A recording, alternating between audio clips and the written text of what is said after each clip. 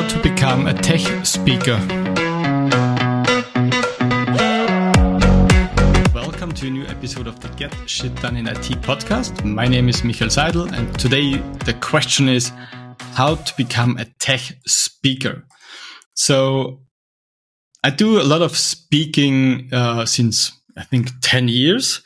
And of course, at the beginning, it was very, very nervous to go on the stage to speak before a lot of people, afraid of if the demo is correct. Does the demo god be pleasant with me, and so on.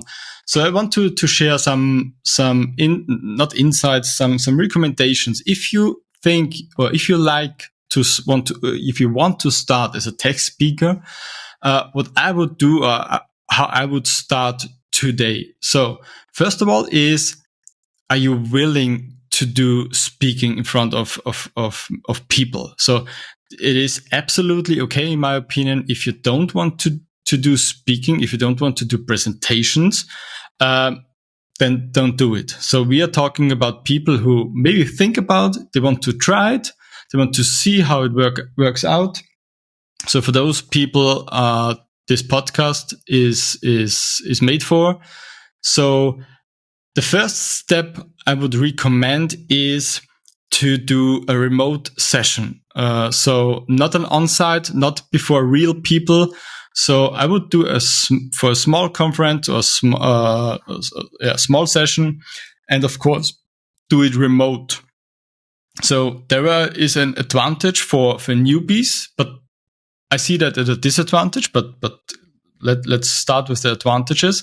So if you do a remote session, there is no audience in front of you. So usually you do it in mainly Teams, because we are heavily Microsoft related. So usually you do a Teams session. All cameras are down. The audience is muted. So you do your conference, you do your speech, you do your screen share, and usually nobody interrupts you, nobody gives a reaction, so you can do your stuff and tip your toe into that topic and see how it goes. For me, I do not prefer that kind of session because I want to interact with the audience. I want to see their reaction. I want to have eye contact with the audience. So I prefer an on-prem session mainly, but for beginning, I think it's definitely better than going directly on stage to have a remote session, of course.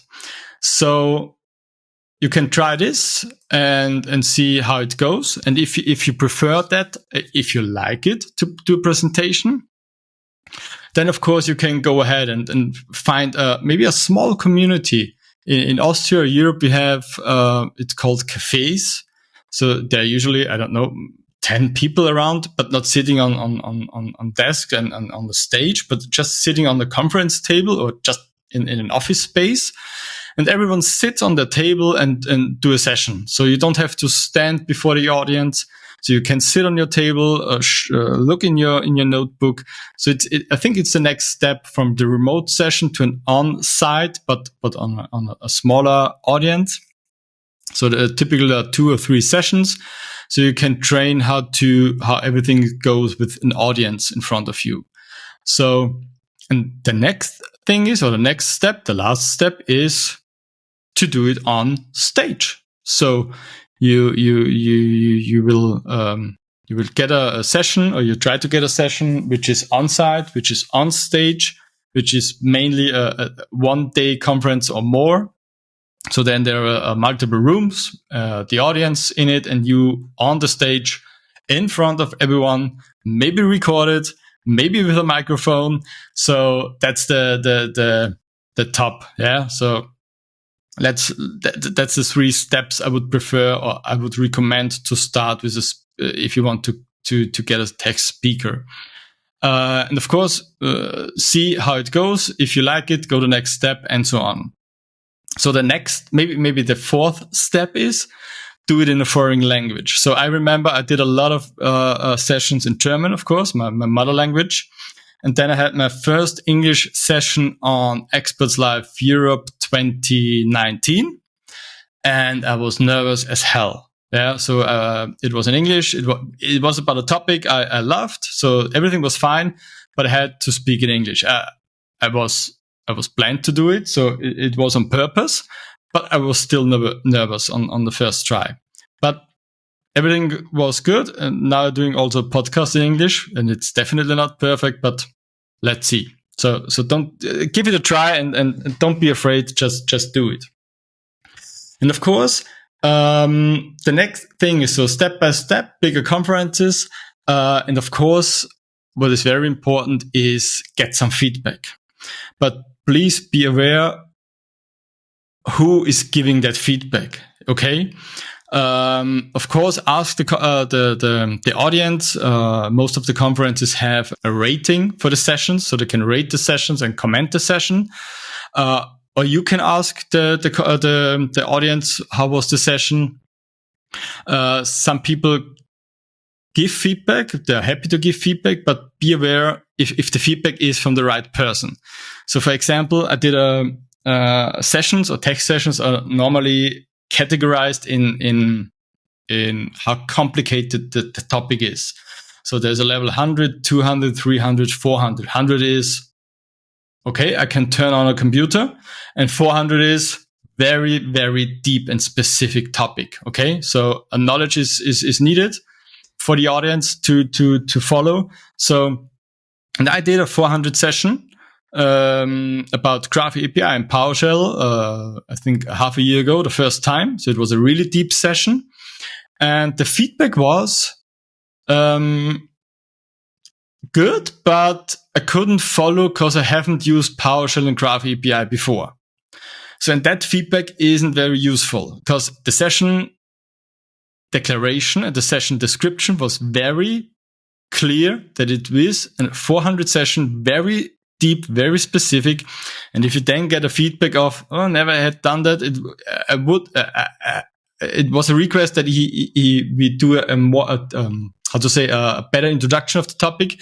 So, but that's completely useless for 400 session. If a 400 session, you directly dive into that topic without any introduction, without anything to, oh, it maybe goes like this or that. No, you go directly to the topic.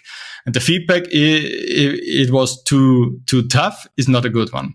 So get feedback, but make sure the feedback comes from a person who is legal to give you a good feedback, a worthful feedback. Okay. Also ask some other speakers maybe at the conference. Maybe you have a friend or you know someone. Hey, can you watch my session and give me a feedback on the session? So you can ask them, of course.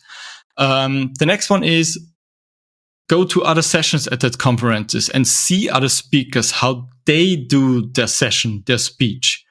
So it is, one thing is to explain a technical topic, but the other thing is to entertain a little bit. Okay. So you don't have to do a dancing or something like this, but interact with the audience, ask some questions. What I do in the last sessions, I bring some Austrian chocolate, and so the feeling is a bit more friendlier. They're not sitting and hiding, so they are more interactive. Okay, and so see other speakers and see what they do and learn and do it with your touch. Okay, and the next thing is how to find those conferences. Okay. There are a lot of websites, like Sessionize or other things. You can Google or Bing for them. So you can, make your proposal for a session, and then maybe you're taken or you're out, approved or denied, whatever. But so you can find sessions. So you can also find the type of session. Is it a remote session? Is it an on-site session? Is it a small audience? Is it a big audience? And so on. So go to Sessionize or Meetup or whatever and find your sessions of your topic, and then propose and wait if you're approved or denied. And one last very important thing, in my opinion, is don't be afraid. You don't have to be 100% professional in that topic. So myself, I'm talking a lot of PowerShell and Graph API, and I'm sure I don't know everything. Okay. But what I know is that's the topic of my sessions. So what I know, what my experience is, that's what is included in my session. Okay. And if someone is telling me this is shit, or this maybe works also in a different way, then we discuss during the session. I'm fine with that. And then I get a feedback and I can improve my session for a later instance. So don't be afraid. You don't have to be a pro. You don't have to be the almighty of that topic. It is absolutely okay that someone gives you a hint. Someone gives you a feedback about, oh, this works also this way. That's good. In the IT, there is not always only one way. Everything works in different ways. So that's okay. But don't be afraid that someone gives you feedback. It's also possible that someone gives you feedback and that's shit. You're open to tell them. So what I prefer is an open discussion in my session. So if someone has something to say it. I don't like sessions on site where there is no word from the audience. If the audience is interacting with me, then it's a successful session. Okay. So if you want to be a tech speaker, don't be afraid. You don't have to be the almighty. You don't have to know everything.